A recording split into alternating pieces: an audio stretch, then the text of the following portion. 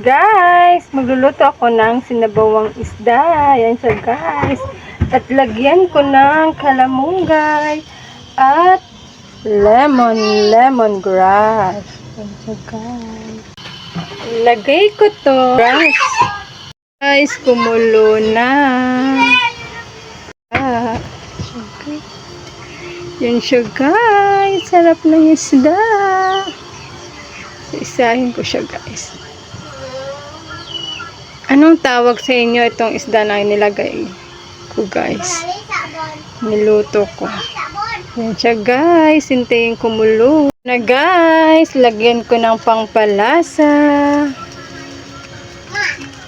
Susunod. At konting asin. Yan siya guys. Para masarap ang ating sinabawang isda. Yan siya guys. Lagyan ko ng kamunggay guys. Yan guys. Para masarap. May gulay. Thank you for watching guys.